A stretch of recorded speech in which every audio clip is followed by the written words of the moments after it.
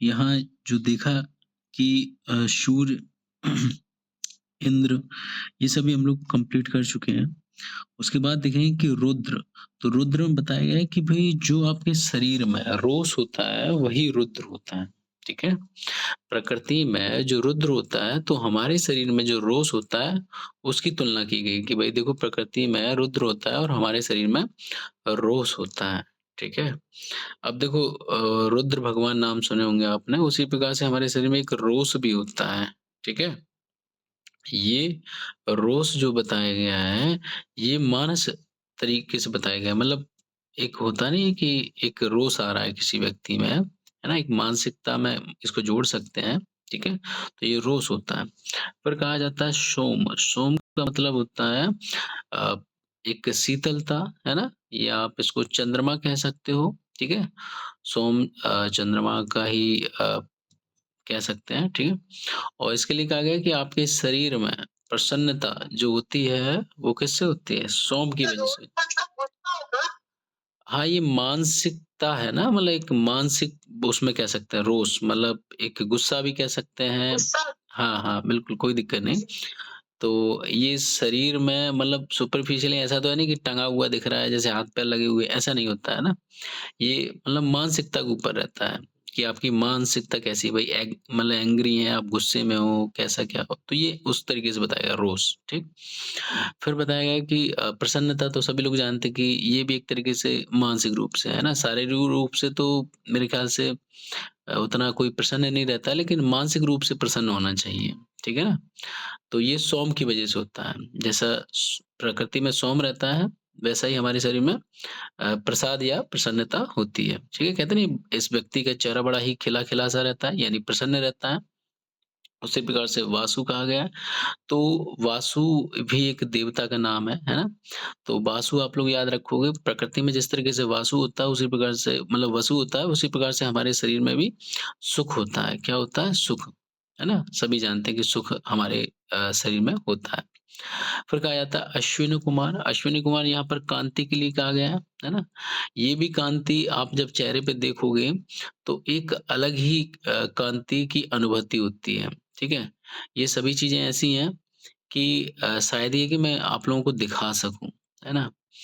जैसे कि चलो मैं दिखाई देता हूँ, है ना? कि चेहरा है किसी व्यक्ति का, है ना? मेल या फीमेल, जब उसको कोई कार मिल जाती, बात समझना है ना?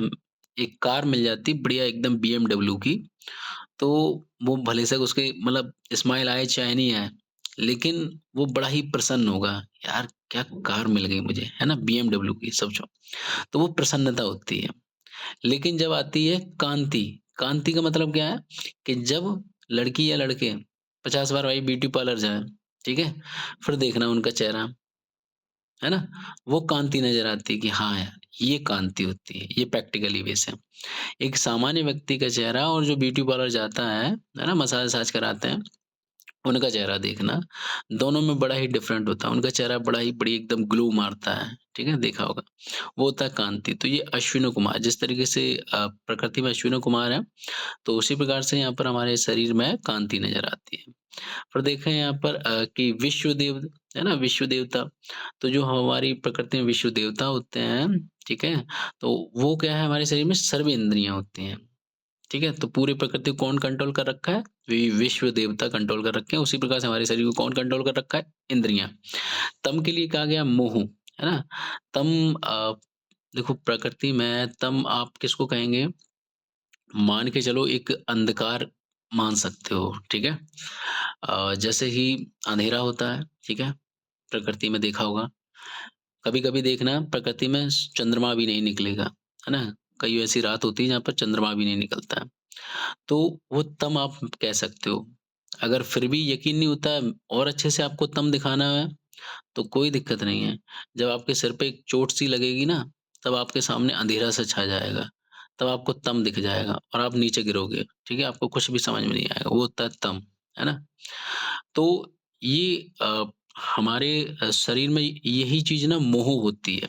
क्या होती है? मोह होती है ना? मोह में भी हमको क्या होता है कि कुछ भी मतलब नहीं दिखाई देता है चारों तरफ, अंधकार ही फैला रहता है और हम क्या होता है गलत रास्ते में चले जाते हैं, वो होता है मोह, है ना? फिर क्या रहता है ज्योति, ज्योति याद रखेंगे संसार में जो ज्योति होती है प्रकृति में, तो हमारे शरीर में उसी प्रकार से ज्ञान होता है, ठीक है? तो वही चीज़ें कंपेरिज़न कर लो कि कहीं पर भी कोई भी ज्योति जल रही है ना? तो वो क्या है प्रकाशमान होती है, सभी लोग उसकी ओर आकर्षित होते हैं, ठीक है ना? तो ज्योति का होना ज़रूरी है ना संसार में। उसी प्रकार से अगर कोई व्यक्ति लड़की हो चाहे लड़का हो टैलेंटेड है, ज्ञानी है, तो सभी लोग उसकी ओर आकर्षित होंगे कि हाँ यार, इससे कुछ तो ले ही लेते हैं यार, ये चीज़ समझ में नहीं आ रहा भाई तू समझा दे, है ना? तो ये होता है क्या ज्योति यानी ज्ञान, तो हमेशा ज्ञान भी प्रकाशमान होता है, ध्यान रखेंगे ज्योति भी प्रकाशमान होती है, दोनों ही। कितने भी गड्ढे में छुपे हों, लेकिन उभर ही आएँगे, ध्यान रखना। तो टैलेंटेड व्यक्ति मतलब कभी भी पीछे नहीं हटता। फिर देखेंगे सृष्टि, तो सृष्टि के लिए कहा गया है कि आप लोग देखोगे जब सृष्टि उत्पत्ति में पढ़ाऊँगा कि किस तरीके से होती है। मतलब 1 प्लस 2 प्लस इस तरीके से जुड़ते जाएँगे तब जाके पूरी सृष्टि का निर्माण होता है। उसी प्रकार से गर्भाधान जब गर्भाधान देखोगे तो वहाँ पर भी 1 से 2, 2 से 3 ऐसे करके जुड़ता हुआ पूरा-पूरा बेबी बन जाता है, पूरा भ्रूण बन जाता है, तो वो गर्भाधान होता है, ठीक है? तो पूरा एक जैसी ही तुलना की जा रही है। फिर कहा गया है कृतयुग, तो कृतयुग के लिए कहा गया है कृतयुग को ही हम यहाँ पर सतयुग कहते हैं, ध्यान रखेंगे। तो बच्चा जो होता है बाल्यावस्था वो बिल्कुल कृतयुग होता है ना? भाई अगर घर पे कोई भी कंडीशन होती है ना, अगर किसी की किसी ने मार लगा दी तो बच्चा बता देगा हाँ, भई इनने इनको मारा था। तो उसको बिल्कुल कहेंगे हाँ, तुम सही कह रहे हो। बाकी दुनिया झूठ बोलेगी तुम सही कह रहे हो, है ना? तो वो बाल्यावस्था होती है। लेकिन आजकल बच्चे थोड़ा एक्सपर्ट हो गए हैं, ध्यान रखना। बच्चे झूठ ज़्यादा बोलने लगे हैं। तो ध्यान रखना कि कृतयुग मतलब बच्चों के लिए कहा गया है, ठीक है? बाल्यावस्था। चलो, बेटा माइक बंद करेंगे सभी। फिर देखेंगे यहाँ पर त्रेता युग, तो त्रेता युग में कहा गया है कि ये युवावस्था है, ठीक है? तो सभी लोग याद रखेंगे त्रेता युग में जो मतलब प्रकृति में त्रेता युग था, तो वो हमारी युवावस्था से इसकी तुलना की जाती है। द्वापर यानी कि यहाँ पर वृद्धावस्था से तुलना की जाती है, ठीक है? तो जो द्वापर वाला युग था, उसको वृद्धावस्था से तुलना कर सकते हैं, ठीक है?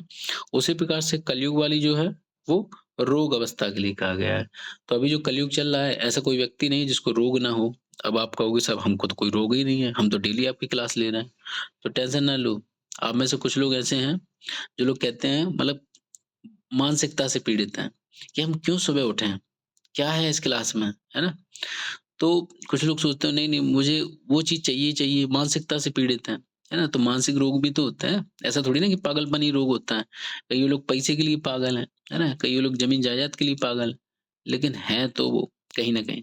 तो ये सभी रोगग्रस्त हैं, तो कलयुग में यही चल रहा है, ठीक है?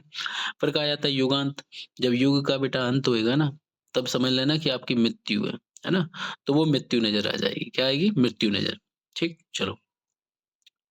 तो 1-2 बार पढ़ोगे अपने आप क्लियर चीज़ें होती जाएँगी, ठीक है? और नहीं समझ में आए तो मुझसे एक बार पूछ लेना। ऐसा टेबल बनाने के लिए आता है, अक्सर पूछ लिया जाता है 5-10 नंबर में, 10 नंबर में तो नहीं 5 नंबर में पूछा जाता है। फिर कहा जाता है कि लोक पुरुष साम्य सिद्धांत का प्रयोजन यानी कि इसका उद्देश्य क्या है? आपको मैंने इतना सारा पढ़ा दिया है, आपके मन में एक ऐसी क्वेश्चन आने चाहिए कि सर आपने हमें पढ़ाया तो ऐसा क्यों पढ़ाया? ठीक है? इसका क्या उद्देश्य है? हम डॉक्टर बनने जा रहे हैं, आप हमको मतलब पुरुष और लोक का संबंध समझा रहे हो, क्या मतलब है? तो यहाँ बताया गया है देखो इसका मेन उद्देश्य होता है कि लोक पुरुष साम्य सिद्धांत का प्रयोजन बताते हुए आत्रेय कहते हैं, है ना? महर्षि जो आत्रेय हैं, वो कहते हैं कि लोक को अपने में और अपने को लोक में समान रूप से देखने से सत्या बुद्धि उत्पन्न होती है। ध्यान रखेंगे। आप जब कहते नहीं हो खुद को इस संसार में, है ना? और संसार में अपने आप को देखते हो, एक जैसे हो तुम लोग, ठीक है? हम सब एक जैसे हैं, संसार भी हमारे जैसा दिखता है और हम भी संसार के जैसे दिखते हैं। जो उसमें मिलता है, वही हमारे शरीर में मिलता है।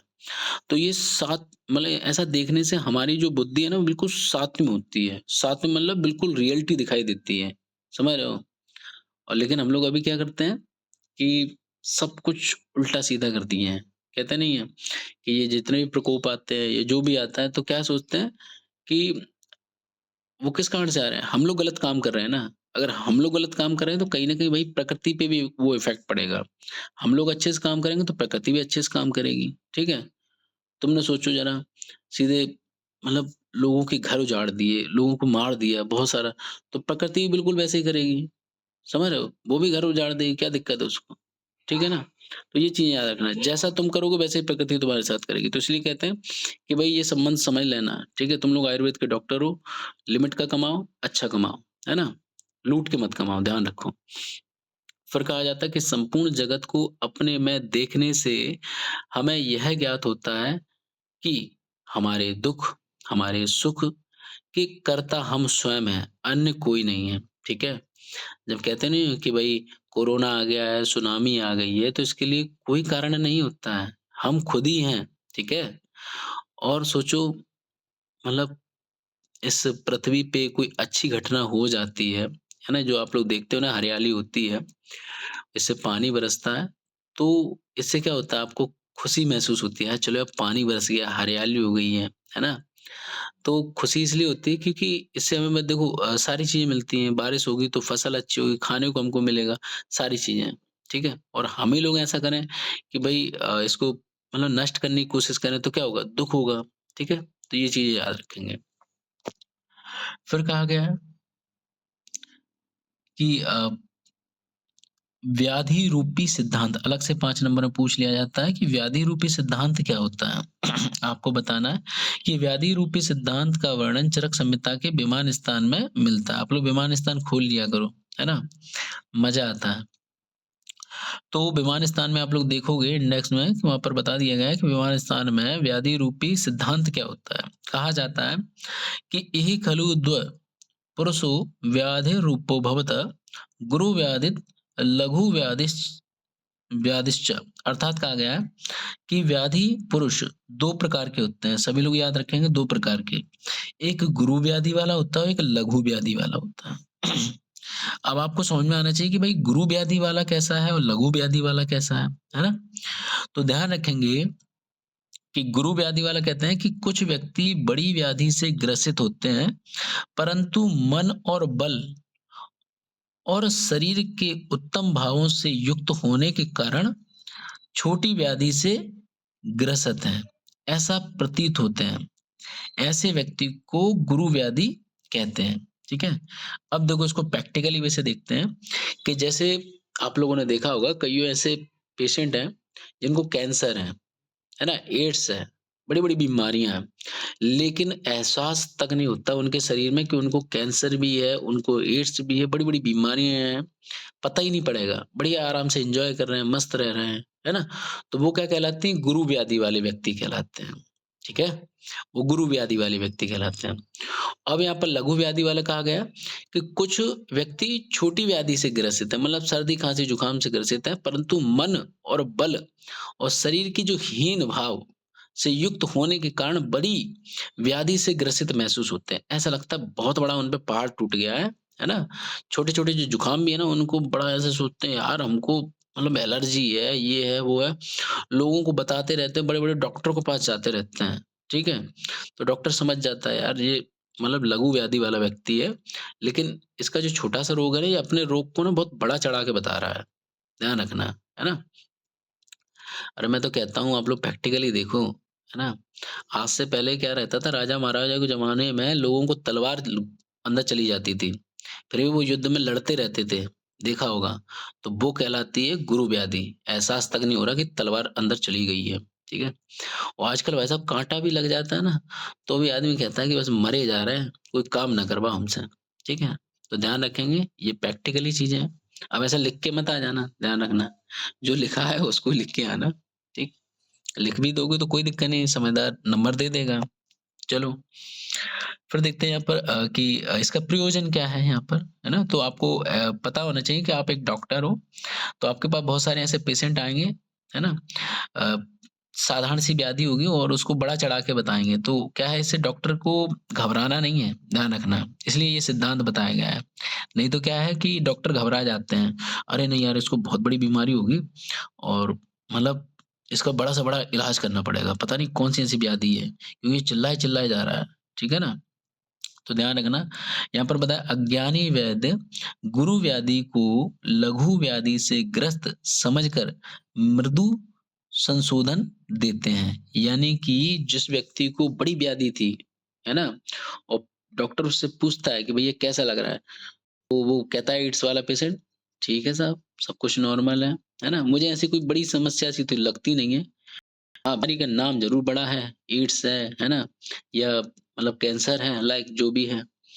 नाम बीमारी का बड़ा है लेकिन मेरे को शरीर में ऐसी फीलिंग्स ही नहीं आती कि बहुत बड़ी मुझे बीमारी है। ये डॉक्टर को समझ जाना चाहिए कि इसका शारीरिक बल बहुत अच्छा है, इसका मानसिक बल बहुत अच्छा है, ठीक है? इसलिए उसको एहसास नहीं हो रहा है। ध्यान रखें, उसके शरीर के अंदर जो भी भाव हैं, वो बड़े ही प्रबल हैं, ठीक है? ध्यान रखेंगे। तो इसलिए यहाँ डॉक्टर को समझना चाहिए कि यहाँ पर अब ट्रीटमेंट क्या, तो यहाँ पर ट्रीटमेंट में कह रहा है कि यहाँ पर मृदु शोधन संशोधन करें कि तीक्ष्ण संशोधन करें, ठीक है? तो मृदु का मतलब होता है छोटा, है ना? मतलब कम मात्रा में यहाँ पर मेडिसिन देके उसकी ठीक करने की कोशिश करना, ये होता है मृदु संशोधन। कम मात्रा में मेडिसिन देके उसको ठीक करना। मान के चलो कि कोई बुखार वाला व्यक्ति है, तो हम उसको क्या करते हैं, आधी पैरासिटामॉल देने की कोशिश करते हैं कि चलो इतने में ठीक हो जाएगा क्योंकि इसके शरीर में ऐसा दिख नहीं रहा है कि बहुत ज़्यादा इसको बुखार है। और जो जिसको ज़्यादा बुखार होता है ना, उसको 1 टैबलेट तो देते हैं एक ही टाइम, लेकिन उसको 3-3 4-4 टाइम देते हैं, है ना? तो वो क्या कहलाता है मतलब वो वहाँ दिखता है हमको, ठीक है? तो वो मतलब तीक्ष्ण संशोधन में आ जाएगा, मान के चल रहा है, एक प्रैक्टिकली भाषा में समझा रहा हूँ मैं आपको। तो मृदु संशोधन समझ में आ गया, है ना? और अ, यहाँ पर बताया गया है कि लघु व्याधि को बड़ी व्याधि से ग्रस्त समझकर तीक्ष्ण संशोधन देकर रोगी को अ, जो डॉक्टर है वो क्या कर देता है, क्षीण कर देता है। ध्यान रखेंगे, क्षीण कर देगा मतलब कि और उसमें समस्या को बढ़ा देगा, ठीक नहीं करेगा, वो और समस्या को बढ़ा देगा। अतः चिकित्सा में सफलता के लिए गुरु और लघु व्याधि का ज्ञान होना बहुत ज़रूरी है, ठीक है? सोचो किसी व्यक्ति को मतलब थोड़ा बहुत बुखार है, वो चिल्लाए जा रहा है, हाय हम मरे जा रहे हैं, हमको बहुत बड़ी बीमारी है, बुखार हमारा ठीक नहीं हो रहा है। हम पचासों डॉक्टर को दिखाए हैं, लेकिन एक भी डॉक्टर की दवाई नहीं खाई है उसने और बताया जा रहा है हमने यहाँ से दवाई ले ली, वहाँ से दवाई ले ली, अब हम तुम्हारे पास आए हैं, तुम में दम हो तो ठीक कर लो हमको, है ना? तो डॉक्टर को समझना चाहिए, सारी इन्वेस्टिगेशन करा लो, उसकी मानसिकता समझ लो, है ना? कि ये व्यक्ति क्या है कि मतलब इसमें छोटी-सी बीमारी है लेकिन ये अपनी बीमारी को बढ़ा-चढ़ा के बता रहा है, ठीक है? तो उसमें ज़्यादा हेवी डोज़ मत दे देना, अगर हेवी डोज़ दे दिया तो पेशेंट वहीं ढेर हो जाएगा, है ना? तो ध्यान रखना इन चीज़ों को। ठीक है? फिर यहाँ पर बताया कि प्राकृतिक समसंवेद और विकृति विषम समवाय सिद्धांत इम्पोर्टेंट है ना? ये आप लोगों को अधिकतर से द्रव गुण में मिलेगा, जब आप सब्जेक्ट पढ़ोगे द्रव गुण वाला, तो वहाँ आपको देखने को मिल जाएगा। तो यहाँ हम लोग देखेंगे कि ये सिद्धांत क्या कहना चाहता है। देखो ये सिद्धांत थोड़ा आप लोगों के दिमाग से ऊपर से जाने वाला है, लेकिन इसको थोड़ा-सा अच्छे से समझना, तो बहुत अच्छे से समझ में आएगा, है ना?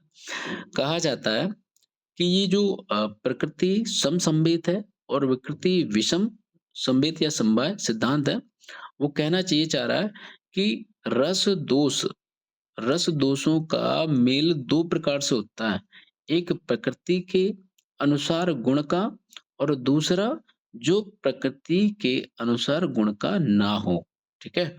अब चलो 1 सेकंड इसको हम पूरा पढ़ लेते हैं फिर प्रैक्टिकली बताऊँगा। तो फिर कह रहा है कि मतलब सम-विषम तो हम जानते ही हैं। कह रहा है कि अगर प्रकृति के समान है तो सम हो जाएगा, प्रकृति के अपोज़िट है तो विषम हो जाएगा। तो कह रहा है कि जब मिले हुए रस या दोष प्राकृतिक गुणों को बिना दबाए मिले हों, तब वह मेल प्रकृति अ, समवाय कहलाते हैं। जब मिले हुए दोष और रस प्राकृतिक गुण को दबाकर मिले हों, तब वह क्या होगा मेल मतलब विकृति विषम समवाय कहलाते हैं। अब देखो मतलब पढ़ने में थोड़ा-सा टफ सा लग रहा है ना? लेकिन अब हम लोग समझते हैं कैसे यहाँ पर प्रैक्टिकली क्या है। कहा जाता है कि जो मतलब अमृत है, अमृत का जो फल है ना? फल में प्राकृतिक समसंवेद संयोग से मधुर गुण होता है, ध्यान रखेंगे, है ना? क्या होता है? मधुर गुण होता है। अतः उसका वात, पित्त नास प्रभाव दिखाई देता है। ध्यान रखेंगे, क्या होता है? वात और पित्त को नाश करता है। तो ये होता है मतलब अ, प्रकृति संवेद। अब देखो ये भी नहीं समझ में आ रहा है, तो आप लोग एक उदाहरण लिख लीजिए, है ना? एक और देख लेते हैं। अगर वो समझ में आ जाए तो अच्छी बात है, नहीं आएगा तो फिर मैं अपने से दूँगा उदाहरण।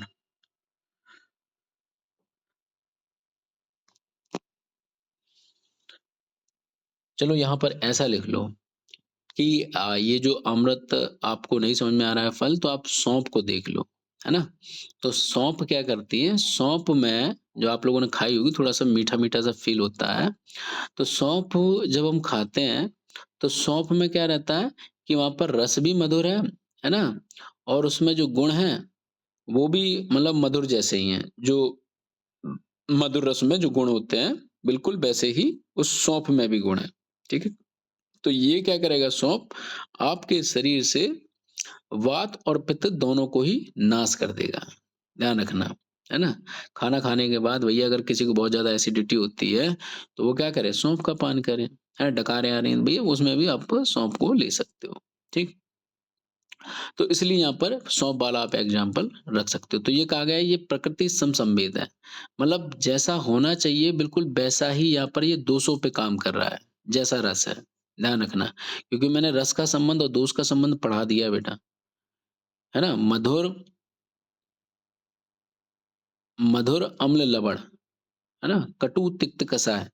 तो मधुर अम्ल लवण क्या कर रहे हैं? आपके शरीर में मतलब वात का प्रकोप करते हैं सॉरी मतलब कफ का प्रकोप करेंगे और वात का शमन करेंगे। आप सभी लोग जानते हैं। कटु तिक्त कषाय क्या है?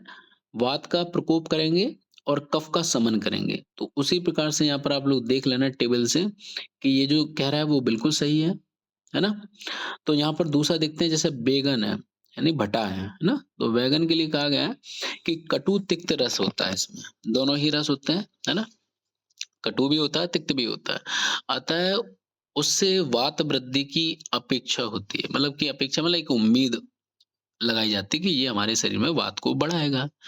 परंतु विकृति विषम समवाय संयोग होने के कारण ये भैया वात का समन करता है, ठीक है? ये क्या करता है? ये वात का समन करता है। यानी कि कह सकते हो कि जो भटा खाने वाले लोग हैं, उनमें मतलब कौन-कौन से रस होते हैं? कटु और तिक्त। जब आप संबंध देखोगे यहाँ पर अवंतिका भी नहीं बेची। बेटा माइक बंद करेंगे, है ना? तो यहाँ देखेंगे कि मतलब